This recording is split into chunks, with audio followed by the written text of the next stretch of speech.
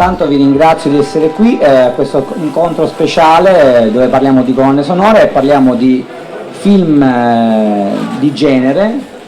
Poi nello specifico ne parleremo con i compositori che sono qui ospiti nostri stasera e con uno dei loro editori che ha pubblicato queste colonne sonore che vedete qui, la compilation Red Eros e poi Spiando Marina. Ma andiamo nel dettaglio, abbiamo come ospite anche Sergio Martino che fa parte di queste colonne sonore perché è stato il regista dei film di cui andremo a parlare. Doveva venire anche il maestro Campanella, uno dei registi che fa parte della collection Red Eros, perdonatemi, ma ci ha mandato un videomessaggio. Infatti abbiamo il piacere di avere Sergio Martino che è qui con noi, gli facciamo un applauso. E ovviamente qui accanto a noi abbiamo il maestro Natale Massara, scusate non volevo, e il maestro Luigi Ceccarelli. Grazie maestro. Ieri abbiamo dato un premio speciale per i 20 anni della mia rivista di colonnesonore.net ai fratelli De Angelis. Oggi ho il piacere enorme di dare altri 3 premi in 3 occasioni diverse, sempre nell'ambito della musica per immagini, e ci tenevo, come potete vedere qui, a consegnare per la prima volta al maestro Natale Massara questo premio speciale di colonne sonore alla sua carriera enorme nell'ambito della musica tout court, ma nello specifico nell'ambito delle colonne musicali. Ci tenevo a leggere, lui ancora non lo sa, la motivazione di questo premio, di questa targa, che è per la multiforme attività nell'ambito musicale, non solo nella 7ª e 8ª arte, tracciando un percorso colmo di passione e generosa professionalità. Al maestro Natale Massara. Grazie Natale. Grazie.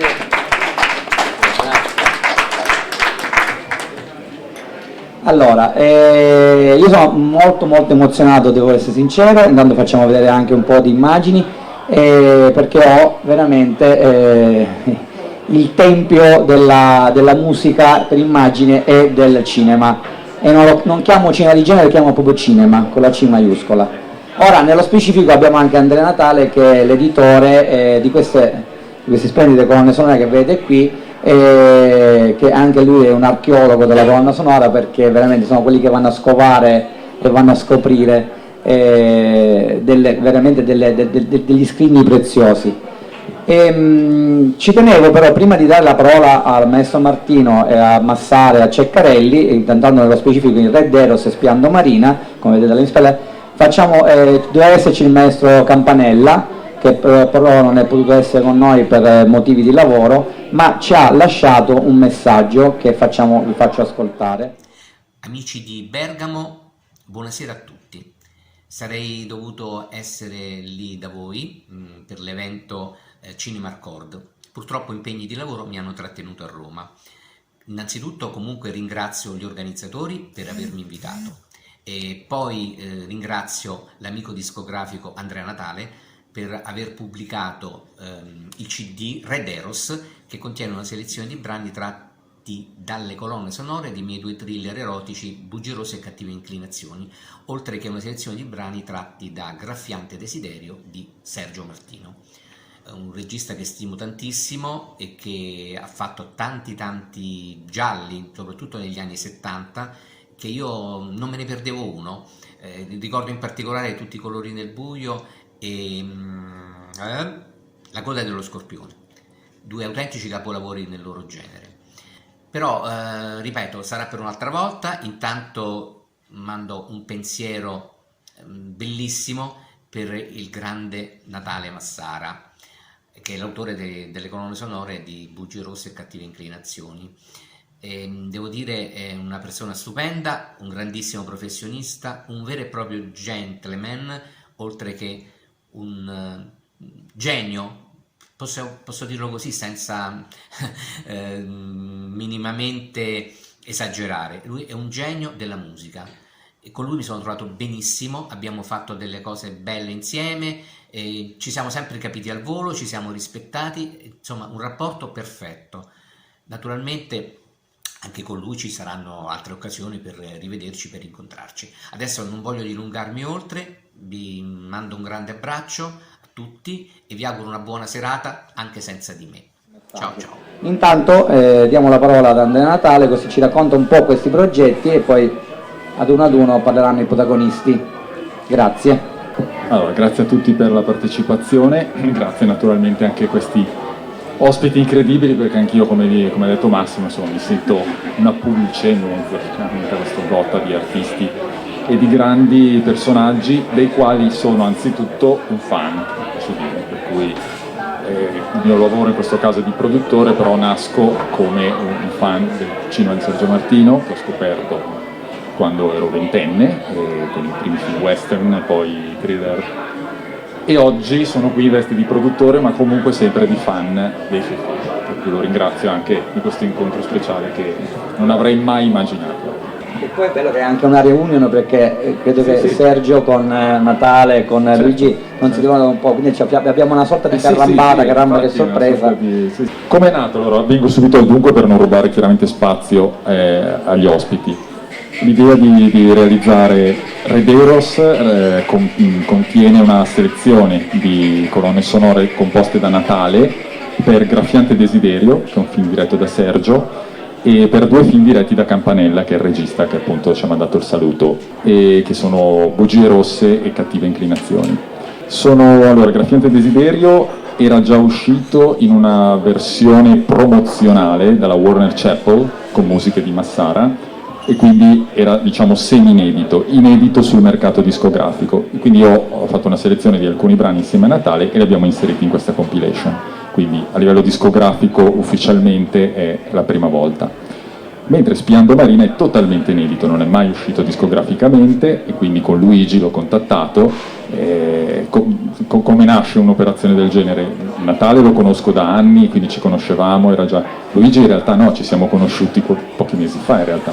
Io ho visto il film, ho visto Spiando Marina, mi è piaciuta la colonna sonora, ho voluto portare avanti l'idea di realizzare su disco tutti i thriller erotici di Sergio Martino. C'erano quegli anni 70, Lo strano vizio della signora Ward, La coda dello scorpione, Tutti i colori del buio e Il tuo vizio nella stanza chiusa e Solo io ne ho la chiave. Esistono già su CD, Jet Movies e Quartet Records, recentemente ristampato il strano vizio della signora Ward. Quindi mancavano i 2 degli anni 90, quelli più recenti, che sono poi thriller erotici propriamente detti, infatti io Seduzioni letali, che è il titolo di questa presentazione, identifica proprio il contenuto comune di questi 2 film.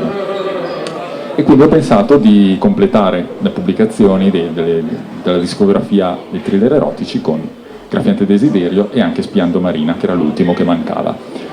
Quindi questo è stato un po' il mio contributo personale per la passione che ho verso chiaramente la musica per il cinema, il cinema cosiddetto di genere, ma comunque con la C maiuscola, come giustamente ha sottolineato Massimo, e in particolare per il cinema di Sergio Martino, che è un mio, diciamo, lascito, un mio tributo anche a questo, e quindi è anche stato un onore realizzare queste pubblicazioni discografiche, che adesso andremo un po' ad analizzare più nel dettaglio, lasciando la parola ai protagonisti. Io ci tenevo a fare una domanda che è una domanda abbastanza classica. Come vi siete trovati, magari poi vi alternate Ceccarelli e Massara, a lavorare con Martino, soprattutto in questi film che ha appena citato Andrea Natale, ma soprattutto com'è il vostro modo, sia il modo di Martino di rapportarsi ai suoi compositori e il modo vostro di poi realizzare tutto quello che è invisibile, la musica per eccellenza, nell'ambito del cinema di genere, ma in realtà nel cinema in generale, in questo caso nel thriller tra virgolette erotico. Martino, come si approccia lei con i suoi compositori solitamente? Dà massima libertà o magari... Cioè, come in tutti i rapporti professionali c'è un discorso di collaborazione, di immaginare che cosa si vuole raccontare, che cosa si deve raccontare attraverso le immagini col supporto della musica. In realtà è un'operazione, diciamo, di standard che avviene per tutti i film, non è che in particolare c'è un film in cui, certo ci sono alcuni film dove forse la musica è più importante come sottofondo al racconto che si fa, di quanto invece non possa esserne in altri, quindi di conseguenza in quel tipo di film, che era una caratteristica sicuramente più votata all'erotismo di quanto non fosse in altri miei film, penso che che le musiche composte erano musiche che in realtà creavano quell'atmosfera senza mai essere eccessiva di quelle situazioni che si raccontavano. In questo senso. In tal senso, Natale, ti lascio. Sì, confermo quello che ha detto Sergio, cioè io la prima volta che ho lavorato con Sergio è stata per un'altra situazione che era una cosa televisiva, si chiamava Delitti privati, che per me è uno dei più bei ricordi che tu Sergio mi abbia lasciato, perché lì intanto mi ha lasciato, come ha detto appunto, la totale libertà nello scrivere, ovviamente sapendo l'eleganza di questo film, pur essendoci delle situazioni un po' thriller, un po' nascoste che bisogna. Con Sergio, quando gli ho fatto ascoltare le prime cose, lui mi ha detto promosso, va benissimo, mi ha lasciato completamente libero di fare, per cui io mi sono espresso al meglio, ho cercato di esprimermi al meglio e lui me ne ha dato atto.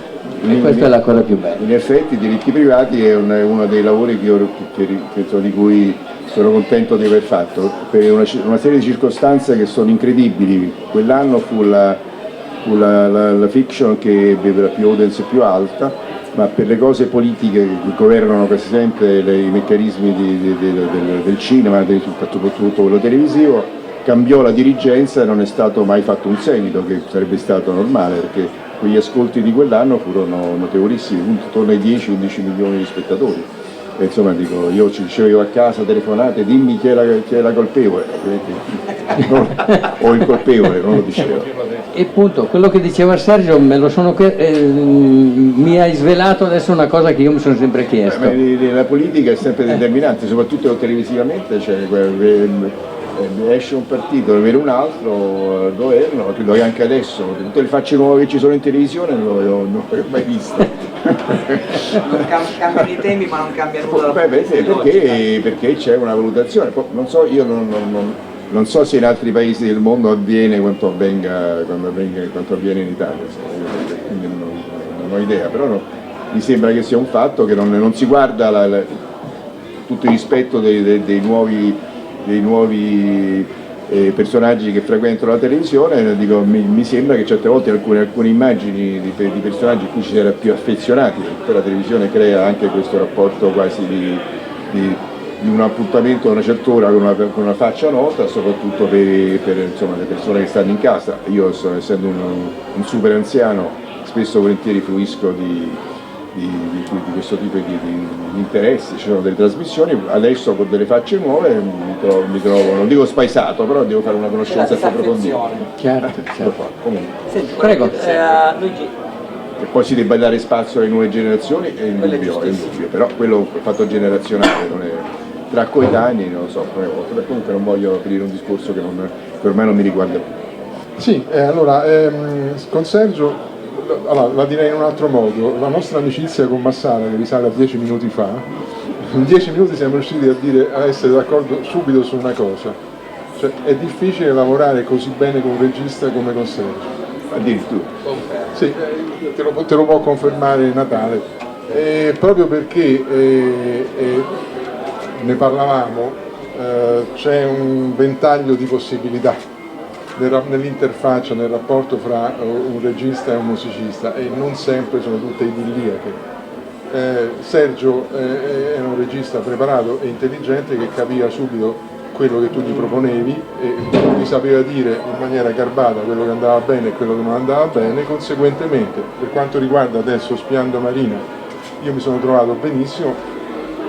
Abbiamo pensato di unire queste atmosfere portegne, stavamo a Buenos Aires, quindi c'era un'atmosfera da raccontare, a questi suoni di atmosfera thriller, molto techno, eccetera, eccetera. Quindi abbiamo fatto un mélange di tradizione e di innovazione in qualche modo, anche i suoni erano molto all'avanguardia, quei suoni allora, e quindi diciamo siamo credo soddisfatti di questo risultato. Peraltro era credo il secondo film in cui collaboravamo, perché il primo fu Casablanca Express, dove poi facemmo tutto un altro lavoro, musica orchestrale, eccetera. Quindi ogni film è una storia a parte, quindi come Natale potrà confermare. Ecco. Faccio una domanda che è quasi una provocazione, nel senso che conosco anch'io il cinema del maestro Martino, e una peculiarità che non è di tutti, devo dire, è che nel cinema di Martino c'è largo spazio a momenti in cui la musica può vivere, che non vuol dire che l'immagine ha bisogno per forza di quella musica, ma quell'immagine è stata preparata, è stata concettualizzata per comunque far vivere poi lo score originale, la partitura originale del compositore commissionato a dare musica a quelle immagini. Quello che oggi diciamo non avviene quasi più o non avviene in minima parte, ma effettivamente, maestro, lei pensava, anche a livello di sceneggiatura, comunque quando girava, già nel dire questa sequenza la faccio vivere solo attraverso la musica, oltre al fatto dell'aspetto registico, dell'aspetto proprio dell'immagine in movimento? Beh, spesso e volentieri la necessità della... Mi si sente, sì? Spesso e volentieri la necessità della musica era, in alcuni punti era anche molto determinata dall'efficacia delle immagini o dalla necessità di rinforzarle o di renderle diverse da quelle che potevano essere forse le prime impressioni di quello che si raccontava. Quindi in realtà, certo, l'elemento musicale all'interno di un film è sempre determinante che ci debba essere, perché tendenzialmente c'è l'abitudine forse a incrementare forse alcune sensazioni. Un film giallo o una musica di suspense crea maggiore atmosfera, perché se la giri in modo freddo senza nessun altro suono ci devono essere delle motivazioni. Forse in un film io ho utilizzato poco la musica che è Torso in inglese, che proprio presenta una traccia di violenza invernale, che ci sono negli ultimi 20 minuti del film non c'è una battuta che non c'è, la meccanica del racconto metteva in condizioni che i personaggi non potevano parlare perché uno non sapeva della presenza dell'altro in una casa, quindi in realtà mi ricordo che in quel particolare film io ho spesso volentieri non utilizzato volutamente la musica. Comunque alla base di tutto fare un film significa anche fare un prodotto che debba avere un riscontro, quindi le valutazioni di un brano di musica più efficace che possa rinforzare una scena venuta meno bene o viceversa sono determinanti. Ci sono delle volte le immagini che aiutano più della musica e viceversa, insomma, però comunque io ho quasi sempre avuto degli ottimi rapporti con i musicisti con i quali ho lavorato e credo di non ho avuto mai diciamo contrasti o non credo, tutti i maestri, ieri c'erano i De Angelis, ma in passato ne ho avuti tanti altri, per cui sì, pensano a Orlando, solo in un film mio giovanile ho commesso il gravissimo errore di fare un film sentimentale, si chiama La bellissima estate, che presentandolo al produttore che era Goffredo Lombardo ci mise la musica di un uomo e una donna e di conseguenza tutte le altre musiche non sembravano giuste, quindi un errore colossale che poi non l'ho fatto mai più nella vita, perché poi anche se poi alla fine la musica del film che è uno dei miei pochi film sentimentali che ho fatto, io ho fatto di tutto, sono una vecchia puttana, ho fatto di tutto. Quindi l'eclettismo sta anche in quello. Ho fatto dai film documentari ai film western, non c'è un film che non ho fatto, non ho fatto cartoni animati. Ecco, non è mai troppo tardi. Okay. No, volevo chiedere. Ormai sì, troppo tardi, perché proprio per me il cinema è una cosa che non mi appartiene più. Ah, ok. No, non mi appartiene, lo dico subito perché a parte c'è un discorso importantissimo, almeno che io ho valutato sin dalla mia giovinezza.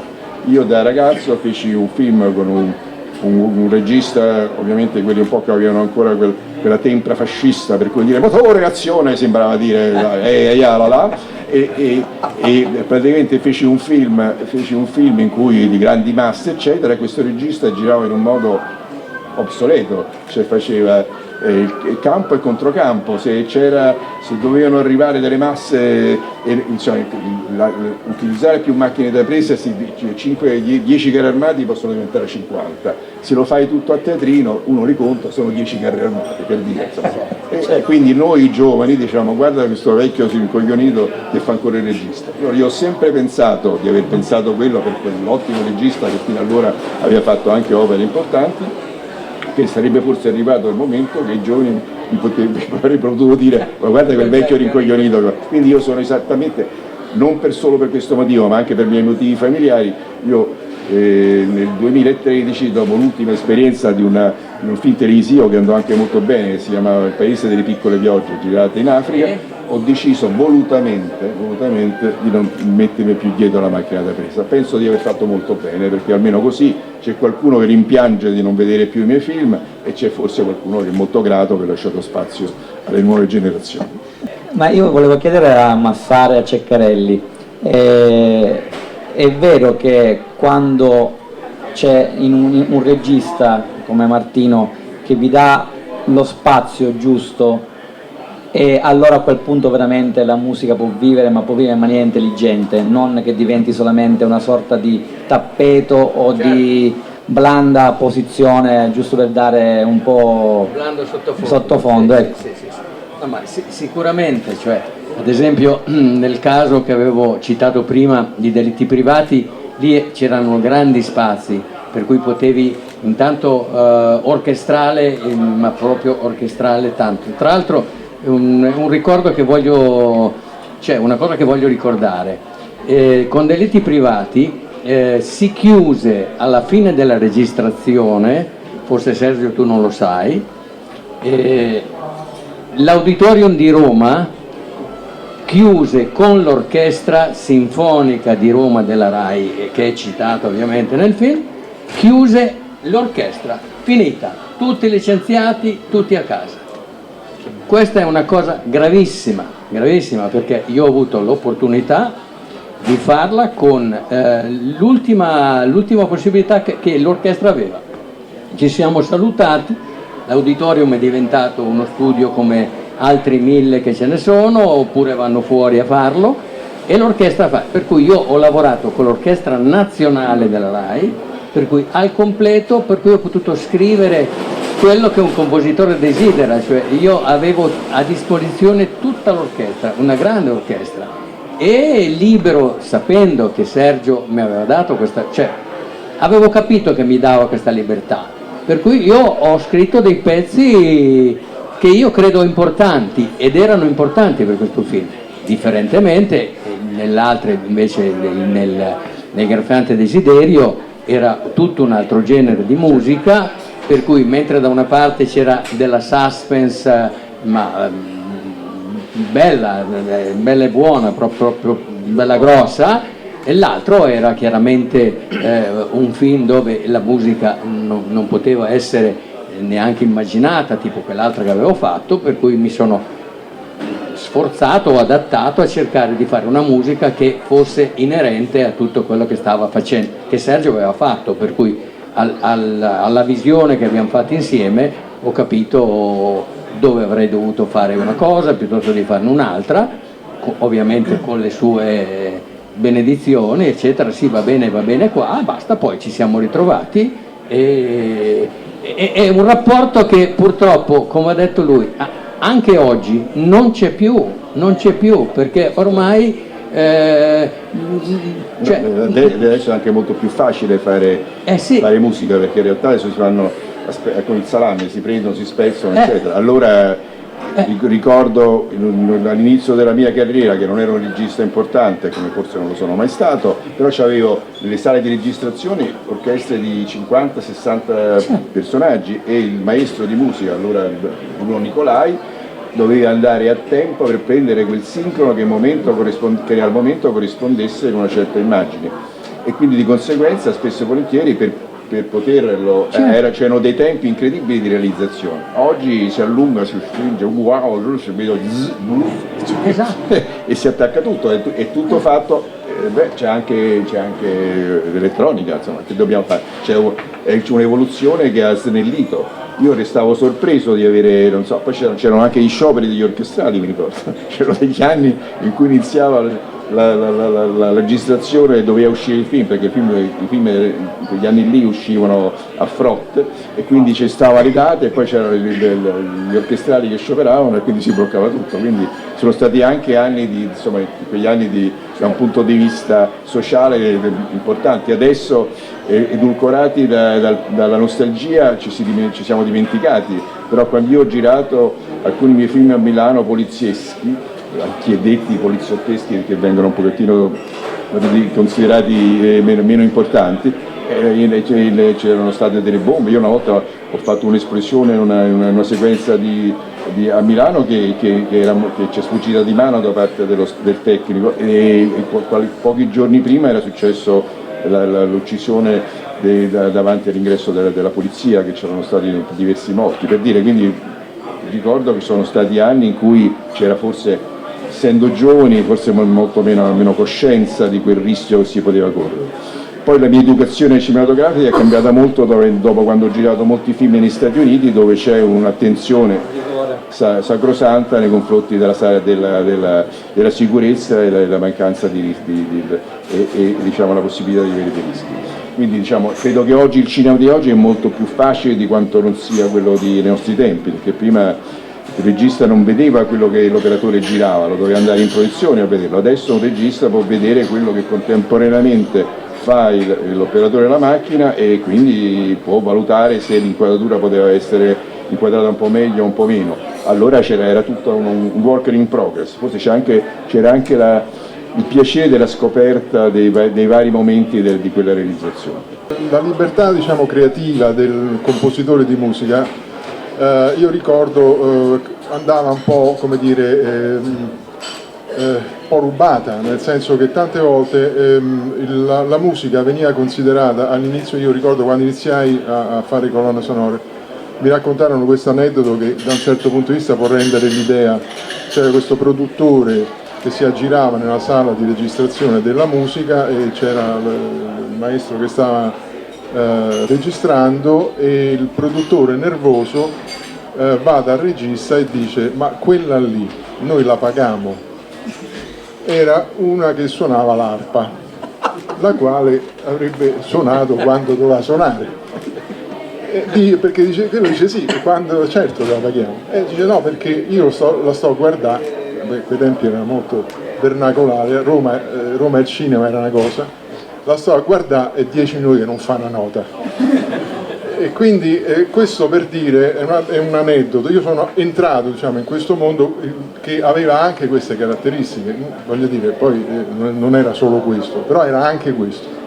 Quindi dare, come dire, avere lo spazio, costruirsi lo spazio per dare una dignità al lavoro che facevi, era una cosa che andava costruita con attenzione. Dovevi essere bravo a connetterti col regista, a rendere l'idea di quello che avresti fatto, e anche perché tu arrivavi alla fine della lavorazione, cioè dal punto di vista proprio del cronoprogramma. Il musicista arriva alla fine, tante volte arrivava e dice: dobbiamo andare al festival, serve la colonna sonora fatta in 20 giorni, ma non si può fare. E dice sì, si può fare, perché eccetera. Quindi tutto questo è un pochino l'humus nel quale un compositore di musica applicata al cinema deve sapersi muovere, deve imparare questo mestiere di cui parliamo, di cui appunto abbiamo fatto, credo tutti noi qui, gavetta. È proprio questa abilità poi di riuscire a destreggiarsi attraverso le mille difficoltà, a volte anche surreali, che avvengono nel backstage di quello che noi vediamo il film, ma non vediamo quello che c'è dietro, e quindi riuscire a trovare contemporaneamente la capacità di entrare nei generi, mantenendo una dignità autonoma, professionale e autorale. Questo è, come dire, il punto, il focus, credo, che tutti noi compositori di musica ci prefiggiamo. Poi a volte ci si riesce, a volte non ci si riesce. Di sicuro una cosa: noi siamo stati animati da tanta passione, perché, come diceva Sergio, oggi fare musica è molto molto più semplice, sincronizzare la musica all'immagine è molto molto più semplice. Da noi c'era ancora, io ricordo ancora i nastri dei Revox che andavano tagliati a pezzettini, quindi insomma stiamo parlando di un mondo che in qualche misura oggi non esiste più, e di cui questi lavori e quello che stiamo testimoniando sono un pochino, appunto, un legacy, per caso di dire. Il testamento, sì. Ma nella mia carriera professionale la giustificazione di un certo successo che poi mi viene riconosciuto è cominciato sempre all'estero. Ho cominciato in Francia, stranamente. In Francia sono stato convocato nel 2000 da un'organizzazione francese a vedere i miei film, perché dicevano che in realtà quel tipo di cinema che io facevo era un film che era internazionale ed aveva anche la caratteristica di essere un cinema che, pur essendo spettacolare, non era così costoso. Da quel momento in poi c'è stato Quentin Tarantino, che forse alcuni autori americani, anche Del Toro, la forma dell'acqua, che è un film delizioso che ha fatto Del Toro, non c'entra niente col mio film L'isola degli uomini pesce, però lui ha detto la sua idea di fare un film umanizzando un pesce è venuta vedendo il film, che ancora rivedendolo oggi e anche con tutti gli effetti speciali del tempo è ancora abbastanza credibile. Balaguerò, che è un ottimo regista, mi ha detto che da ragazzo ha obbligato la madre ogni pomeriggio a rivedere sempre L'isola degli uomini pesce, quindi in Italia la cultura italiana mi guarda sempre con lo sguardo trasversale, non ti guardano mai negli occhi. Dall'alto dei miei 85 anni e un mese non me ne frega più niente. Io direi di fare un applauso, ecco. Io ho smesso di fare il regista anche perché ho fatto, adesso mi viene da piangere, ho avuto la mia moglie che aveva l'Alzheimer ed era una donna straordinaria e quindi ho deciso di starle vicino e ho consumato questi anni preferendo dare a lei un sorriso di quanto non me ne frega niente di fare il cinema. Avevo anche le possibilità economiche di evitare di realizzare dei film. E poi le circostanze, che devo dire, le valutazioni da parte della critica alcune volte mi hanno ferito, però mi è rimasto molto impresso una cosa importantissima, che una volta quando io feci un film che si chiama Milano Trema, che fece un enorme incasso a Milano, la critica ovviamente lo voleva chiaramente stroncare, però c'erano dei giovani critici che di nascosto mi dicevano: ma noi ci è piaciuto molto il nostro film, non lo possiamo dire però, perché sennò si va contro una corrente. Poi il mio libro si chiama 1000 peccati nessuna virtù col punto interrogativo, non so se ne sapete perché la motivazione di questo titolo. La motivazione è che il mio primo film che ho realizzato era un film documentario degli anni 70 del cambiamento degli hippie in America, eccetera, a Londra, della droga che dilagava, ovviamente è stato il mio primo film. È un critico, ovviamente dovendomi stroncare comunque, però in modo garbato, disse: Sergio Martino è emblematizzato dal suo titolo del suo primo film, cioè 1000 peccati nessuna virtù. Hai fatto tanti film, tutti brutti come concetto. Io ho fatto mettere un punto interrogativo perché quando Quentin Tarantino si è inginocchiato davanti a me o altri autori americani o addirittura i miei film passano all'NYU di New York, non è che dico festeria, hanno studiato i tempi di racconto del mio film I corpi presentano tracce di violenza carnale, che nel mondo è conosciuto come Torso, come film che in tutto il mondo è un film che è passato, anche perché ha il grande vantaggio che il doppiaggio non è molto necessario, perché ci sono gli ultimi 20 minuti del film che sono muti, quindi c'è solo un racconto perché ovviamente volutamente non si parla. Ovviamente sono film che rivedendoli adesso hanno anche ci sono delle ingenuità, perché io quando rivedo anche i grandi film del passato, con tutto il rispetto non voglio paragonarmi, alcuni film dai quali sono stato incantato da giovane, rivedendoli alcune volte mi sembrano meno belli di quanto non potessero. Diciamo che sono invecchiati un po' meno. Sì, nell'invecchiamento c'è anche la tecnica del cinema che è completamente diversa. Oggi il cinema è molto più facile. Ai miei tempi, quando vedevate le immagini di una macchina da presa che riprendeva verso l'alto, c'era una costruzione creata con dei binari, con dei macchinari pesantissimi, che ci volevano 7-8 persone per portarle, metterle, piazzarle, bilanciarle, eccetera, e girare questa cosa con la macchina che si alzava per passare da un dettaglio a vedere un totale. Oggi con i cloni si fa in 5 minuti.